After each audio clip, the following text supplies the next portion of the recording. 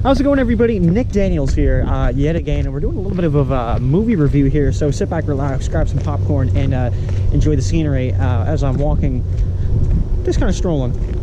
There you go. That's all I need to know. But anyway, I saw the movie Dunkirk last night. Now, that's, as far as I'm aware, they're based on a true story there and everything like that. But anyway, this is a war movie, so if you're not... you know, up to date with the movie or what happened, you don't want to know, step away, click away from the video, because obviously we're going to discuss what happens in the movie.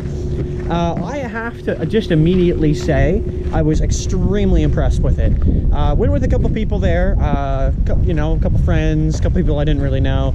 Now, I didn't really ask them what happened, but the people I know I went with asked them what they thought. And they both kind of said the same thing, that they thought that the movie was kind of confusing in the way they laid it out, but I got it pretty much crystal clear. In the beginning of the movie, what they do is they show a couple things that kind of, they set that, but I can see where people would kind of get a little confused, because it goes by part 1, 2, and 3, right? There's 3 parts of the movie, or 3 separate areas that you're watching. So the first one, and I'm sorry about the wind, there's going to be a little bit of wind resistance there, nothing I can do. So the first one's the beach, where the soldiers are waiting to get picked up by a boat, and they're actually there for a week. Now, obviously, it doesn't look like it, but during the film, you see a lot of points where it's cut in and out from, you know, from day to night, day and night, day and night, and it'll cut to another scene where there was a bunch of civilian boats, which it said I think it was like part 2, and said 1 day. Now, that means it took them 1 day to boat over, which was the civilians. The civilians boated over, like I said, in 1 day. The beach was 1 week, and part 3 was a bunch of fighter pilots that took them 1 hour to do what they did. But it all intertwined within that hour that the planes were there, pretty much anyway. And so it shows the story of like how the guys get from the beach to meet up with the guys from the plane, the guys from the plane meet up with the guys in the, you know, the civilians on the boats. I have to say though, like, what an outstanding way that they showed that.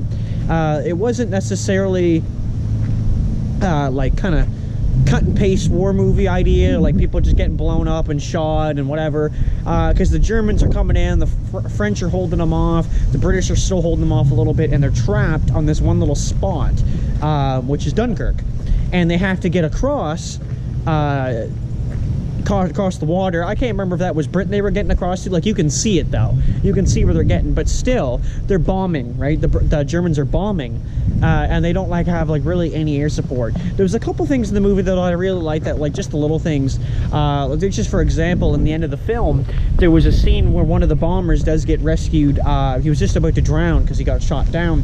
He gets rescued and he comes back with the soldiers, and remember, they've been out there for a week getting bombed on the beaches, trying to get the boats, right, to get out of there. And it was good because one of them said, one of the soldiers passed him and had said something, and if he didn't get what he meant, I could understand where people could be a little confused there. But he basically said, I don't remember exactly word for word, but it was somewhat like, you know, glad to see where you were, kind of thing like that. And what I took from that, in my perspective, and I could be completely wrong, is he said that, and the tone and the way the soldier had looked at the air pilot here was that he's with them, so it doesn't feel like the air pilot was doing his job, right? It didn't feel like he was out there getting those aircraft out of there, because the bombers were bombing the hell out of him for a whole week. Where the hell was he, right? Well, he's here, right? And I didn't like, I get that though. I get that, and I like that, but at the same time, you know, obviously the civilian who picked him up and saved his life knew where he was because they saw him up there dogfighting. I love the plane scenes. It's sad that the last pilot that you get to see gets actually captured by the Germans. That's the only thing in the movie I didn't quite grasp of why that happened. I'm not sure if he was going to parachute out of the plane earlier. Couldn't he have just burnt the plane or whatever? I also can understand that he wanted to get rid of the plane so the Germans didn't get it, because there could be some information in there, or there'd just be notes or anything like that. But so I didn't quite get that. I didn't quite comprehend that part. But other than that, the movie was absolutely fantastic. You know, People were getting crushed by boats. There was at one point where they're sitting in this boat waiting to try to get off the beach. These couple of some of the main protagonists that you see in the beginning. I don't even remember if we really got a name. I mean, you're not like, there's not like a lot of character development, because I don't think there needs to be, right? It's not like the main guy taking on a bad guy. It's literally just like this guy surviving through the whole ordeal, right? And it seems to be a person who survived from every part, you know what I mean, of the three parts. It's like their story kind of thing that kind of blend together, that makes it what it is. There's even a scene with the civilian boat where one guy's shell-shocked and he ends up pushing this kid down the stairs in the boat, trying to help him out there, and the kid ends up dying on the bottom of the boat. And it's crazy, like, again, things like that you don't think of, but actually in reality will and can and will happen in those scenarios. Like the cowardice, like, you know, people were jumping out of the boats and then they were jumping right off, right? And the people were getting crushed by the boats. It was scary, man. Especially in the theater. I haven't seen a war movie in a theater before. I'm telling you, when the planes were coming, you heard the planes were friggin' coming, man. The planes were swooping in. It was absolutely intense. A little hard to follow right in the beginning, and that's my only probably gripe with the entire movie, was I just didn't quite get what was happening right away. But just after a little while, you kind of get the idea. Near the end there's an oil spill into the water from one of the carriers, or one of the bigger boats, right? And Buddy shoots down the plane, the bomber. Like, his last thing he's gonna do, he shoots this plane down, the bomber anyway, and it blows up into the water, like it's on fire, hits the water, and the oil catches. And there was a guy, one of the guys in the movie there, one of the more popular people, I think he was hiding under the water because, you know, you want to avoid the gunfire, right? And that's a good way where the bullets aren't going to they're going to hit the water and they're going to slow down, so you're probably safer under the water. And he was holding his breath, but he's got oil all over him, and when he comes up, the fire is there because of the oil. And he swims right up into it because he can't hold his breath anymore. And he was basically faced with either burning or drowning, right? And when he swam up, he's screaming because he catches fire due to the oil and burns, right? And it was things like that that absolutely made this movie look really intense. And there was the emotion, and there was a lot going on, man. I really enjoyed the movie for what it was. I didn't try to take it for more than that. You know, to me, like a war movie, I don't always kind of... A lot of times it does a lot of things right, but I always, you know, there's not always like the character development or whatever.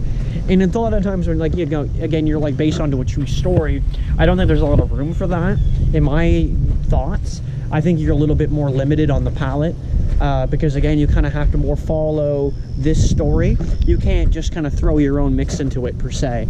But overall, like, again, absolutely brilliant movie. I'd highly recommend it, man. Definitely, if I had to give it like out of like a 5 kind of thing, I know like most people do that, they got to give it like the 5 stars or whatever out of 10. I'd probably give it the good 4.5. And I only say 4.5 again because my previous point was that it was, yes, a little hard to follow, and I can see where people were gonna get confused, but absolutely worth recommending.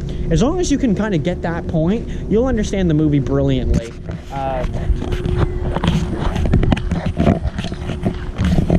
Sorry, it was just a car over there. But yeah, absolutely, like I said, brilliant movie, man, and I really think they did one hell of a job with it. Highly recommend it. You know, I don't know if there's much more to say than that. You know, it was great, you know. And like I said, what they did have for the combat, like the actual combat, there is a little bit there where you can tell the Germans there, but you don't really see a lot of the actual Germans per se, because especially that's probably not really the main battle either. But you don't really see a lot of the German action. But I love in the beginning, I should say before I end this review, which I should do anytime because I'm coming up to the main road here, is there, right in the beginning, there's a bunch of papers falling in the sky, and Buddy grabs them and reads them, and what it says is, we surround you, and it shows where the German lines are, and it just shows this little spot where they are. And I think that's interesting too, like just even showing the propaganda in the effect of, you know what I mean, we're going to show you these papers that are kind of crippling, it's going to cripple your morale, right? Because your men are going to be seeing this, and they're going to realize that they are surrounded, they're fucked, right? And if those lines break, no one's getting to that boat. Like, absolutely. And again, it just showed how much of a free-for-all things were, and how like a little bit of a mutiny can happen, you know what I mean, where they're forcing one guy up into the boat to go start the engine. Whoever goes up is going to get gunned down by Germans. Well, it's basically trial and error, right? We're going to put a gun to somebody and we're going to make them go up. There you go. But thanks for watching, guys. Check out this movie. I got to end the video, so peace.